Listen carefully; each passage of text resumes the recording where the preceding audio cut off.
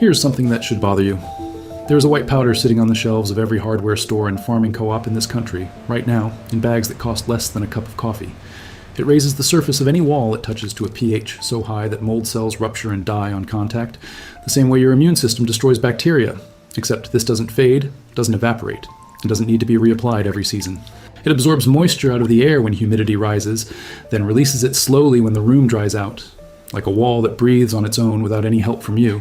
Buildings treated with this powder in the 1600s still show zero mold today, not because they were maintained perfectly, because physics doesn't expire. It costs about $2 a bag. And the mold remediation industry in the United States generates over $11 billion a year, according to IBIS World's 2024 industry research, almost entirely from homeowners who have never heard this powder called by name. That silence is expensive. There is one step in the mixing process that almost everyone gets wrong the first time. It doesn't happen at the end of the job. It happens before you've done a single thing to the wall, before you've even dipped a brush. Get it wrong, and everything you apply will peel off in sheets within 2 weeks. That is what this video is actually about. The mold remediation industry in the United States is worth over $11 billion per year, according to IBIS World. The logic behind why you haven't heard about this is not complicated. A mineral that costs $2 per bag, treats an entire room, and stays effective for decades cannot be packaged and sold on a monthly subscription. It cannot generate a service visit. Once a homeowner applies it correctly, they do not need to buy anything from anyone for years. A solution that permanently ends the problem is the worst possible product to build a recurring revenue business around. That is not a conspiracy. That is math. Calcium hydroxide, which most people have never heard of by name, but which is just limestone that has been heated in a kiln to drive off the carbon, then had water added to stabilize it into a dry powder, has been in continuous use as a building material for longer than most civilizations have had written language. The ancient Romans called their finished interior lime plaster opus albarium, and they applied it in multiple thin layers inside bathhouses, cisterns, and public buildings that operated in near constant heat and humidity. According to research published in the journal Cement and Concrete Research, Roman lime mortars tested after more than 2,000 years of seawater exposure showed no structural breakdown. In several tested samples, they had actually continued to strengthen over time. The lime didn't survive in spite of its age. It improved because of it. That happens because of a process called carbonation, the same process that forms the hard crust on bread, where the outer layer reacts with the surrounding air and becomes something denser than it started as. In lime's case, it pulls carbon dioxide out of the room air and slowly converts itself back into calcium carbonate. Calcium carbonate is limestone. The wall is, over time, returning to stone. Mold cannot establish a root structure on stone. There's no food there, no soft material to digest, no foothold to hold on to. The ancient Egyptians mixed lime with coarse sand to plaster the interior surfaces of sealed structures built over 4,000 years ago. Archaeologists studying burial chambers in the Valley of the Kings have noted that lime-plastered rooms maintained a measurably more stable interior humidity level than unplastered stone chambers, even though both spaces had been sealed and undisturbed for millennia under identical desert conditions. The lime was doing something the bare stone was not. It was buffering the moisture. When the humidity in the air was high, the lime pulled water vapor out of the air and held it in its pore structure. When conditions changed and the humidity dropped, it released that moisture back slowly. No machine, no power source, no sensor, no calibration.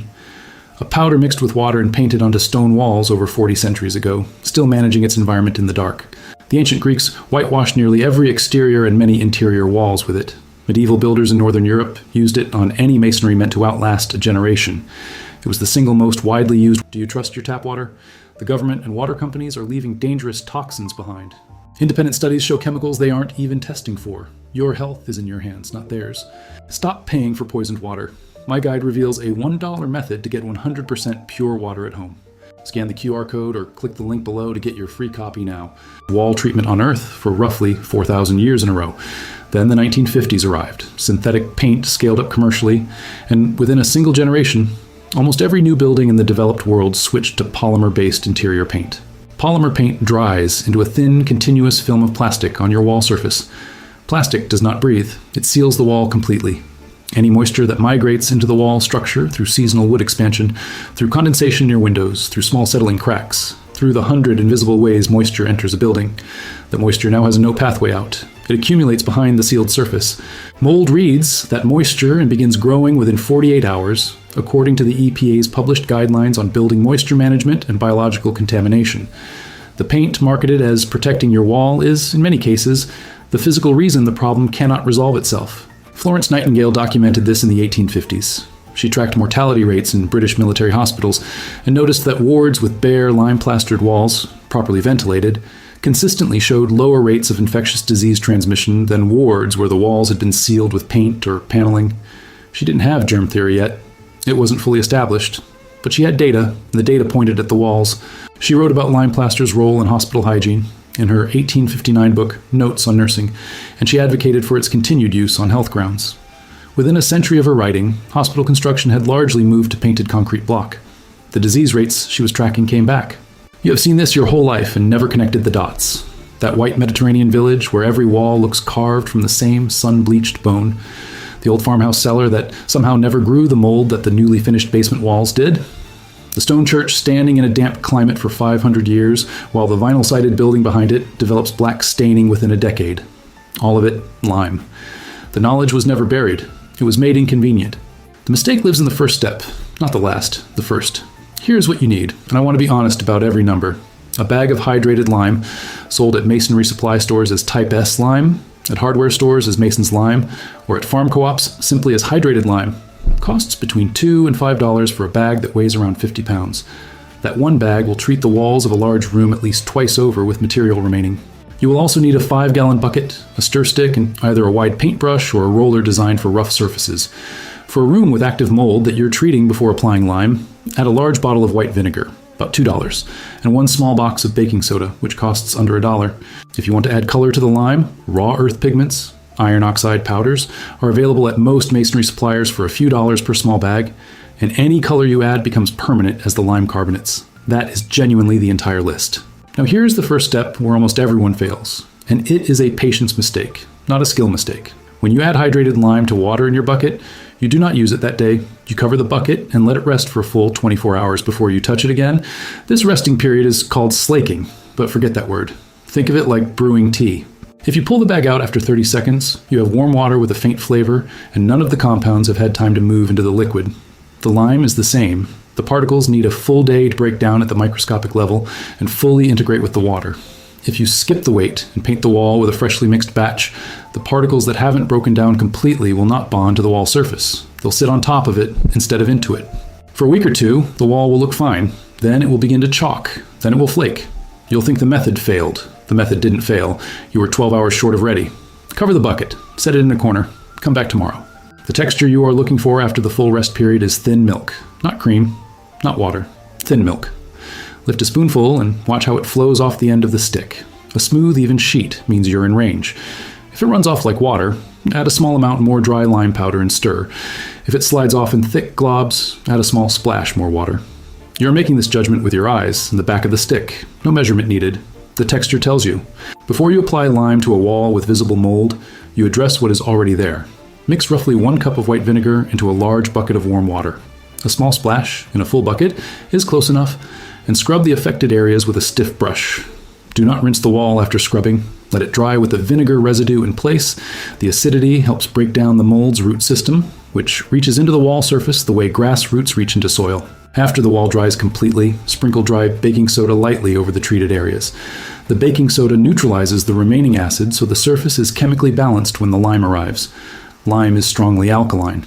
Applying it over an acidic surface creates a chemical fight at the wall instead of a bond. The baking soda step takes 30 seconds and prevents that problem entirely. The most important check before you pick up the brush. Press your open palm flat against the wall and hold it there for 5 full seconds. If the wall feels cooler than your hand, there is still moisture in the wall material. Do not proceed. Come back in a few hours and check again. If the wall temperature matches your palm, it is dry enough to receive the lime. Applying lime to a damp wall is like trying to tape something to a wet surface. Nothing grips.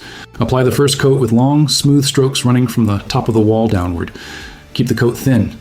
If you step back and can still see the underlying wall color through the white, the thickness is correct. If you cannot see through it at all, the coat is too heavy. A coat applied too thick will crack as it cures because the outer surface begins to harden through air exposure before the inner material has finished its chemical process. The same reason a thick layer of caramel splits when the outside sets while the inside is still moving. Thin coats prevent that completely. Let the first coat dry until it is room temperature to the touch, then apply the second coat. For a basement, a bathroom, or any room that regularly sees elevated moisture, 3 coats is the working standard. For drier interior rooms you are treating preventively, 2 coats provides full coverage. Each coat adds to the carbonation that is beginning at the surface. Each coat bonds to the layer before it. After 3 coats and a few weeks of normal air movement through the room, you will notice the surface is harder than a freshly painted wall. After a full season, it will have developed a faint crystalline sheen where the calcium carbonate crystals have formed at the outermost surface. That is the lime doing exactly what it has done to walls in the Mediterranean for 4,000 years. It is turning back into stone, slowly, quietly, in your house. Here's the one thing most people get wrong after the application and not during it. They close the room and try to speed dry the lime with heat. Lime does not cure the way paint cures. Paint cures through evaporation. The liquid carrier leaves, the polymer film hardens, done. Lime cures through a chemical reaction with the carbon dioxide already present in the air. A sealed, heated room has limited fresh CO2 coming in. The curing slows down. The crystal structure that forms is weaker because the reaction was rushed before the crystals had time to lock together properly. This is the same reason rapid-set concrete is more brittle than slow-cured concrete. The structure didn't finish forming before you put load on it. Open a window. Run a small fan on low moving air across the room rather than blasting directly at the wall surface. The wall will appear to be taking longer to dry. The bond forming inside it will be significantly stronger for the patients. The test for a properly cured surface is simple and takes 2 seconds. Press your thumbnail firmly into the lime. If it leaves a clear impression, the curing is still in progress and the wall needs more time. If the surface resists your thumbnail completely, if it pushes back the way ceramic tile does, the carbonation is well advanced. That wall now carries a pH of around 12 at its surface. For a point of comparison, household bleach runs around pH 13. Nothing biological establishes itself on a surface that alkaline. Mold spores that land on it cannot germinate. Bacteria die on contact. The wall is not just clean, it is, in the most accurate physical sense, inhospitable to life. Now expand the frame. One treated bathroom ceiling costs under $2 in 1 hour. One treated basement. The space where the Building Science Corporation's field research shows the average American home runs between 60 and 70% relative humidity for months at a time, which is exactly the range where mold grows fastest. That treatment costs under $10 in lime for a full set of walls. And the basement wall doesn't just stop hosting mold. It starts buffering the room's humidity passively. When indoor humidity climbs from cooking, from showering, from the weather outside, the lime surface absorbs excess moisture vapor from the air. When the room dries out, it releases that moisture back slowly. The room stabilizes without a machine running. A basement dehumidifier costs between $150 and $300 to buy and runs approximately $30 per month in electricity, according to Energy Star's published consumption ratings. One full basement lime treatment costs $10. No monthly bill, no filter to replace, no compressor to fail, no asking anyone's permission to run it. There is one more thing about lime that took a long time to surface, and it changes the way you think about the entire mold problem. The reason modern homes have a mold problem that most historic lime-built structures did not is not better historical construction or better historical climate. It is one specific thing: breathability. A properly applied lime surface allows water vapor to pass in and out through its pore structure. Moisture that enters the wall has a pathway to leave. The wall can dry from the inside out. A polymer paint film seals that pore structure closed. Moisture that gets behind the paint film stays there. The wall cannot dry internally. Wet wood rots. Wet drywall grows mold within 48 hours, according to EPA moisture guidance. The mold problem in the modern sealed building is not bad luck, and it is not negligence. It is the predictable result of taking a wall that was designed to breathe and wrapping it in plastic, then being surprised that it cannot exhale. Lime does not add a new barrier to your wall. It removes a harmful one and replaces it with a surface that has been resolving this exact problem since before the Roman Empire had a name.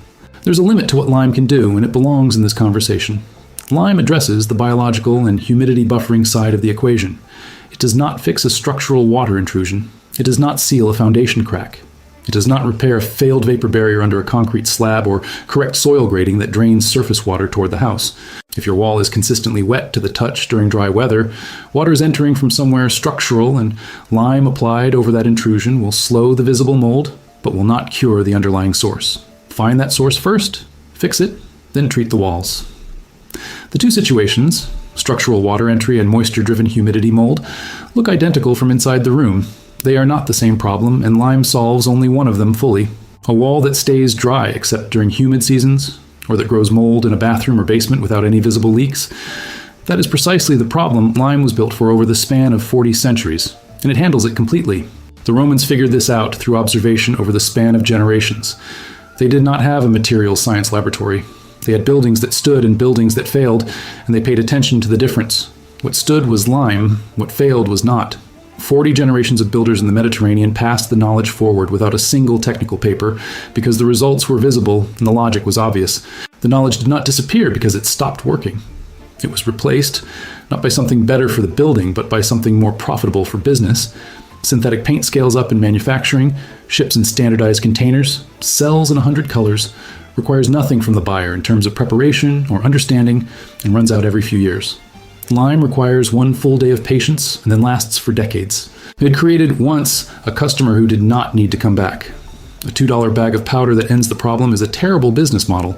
That is why most people in a modern hardware store walk past that bag without knowing its name. Pick up the bag this week, mix it with water, cover it. Come back tomorrow morning when it has rested overnight and the particles have finished breaking down.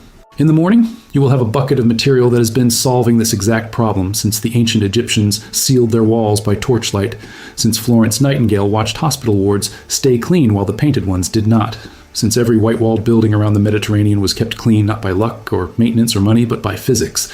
The chemistry has not changed. The mold has not changed. The humidity has not changed. Only the business model built around not telling you about this has changed. The bag is $2. The bucket you already own. The wall is waiting.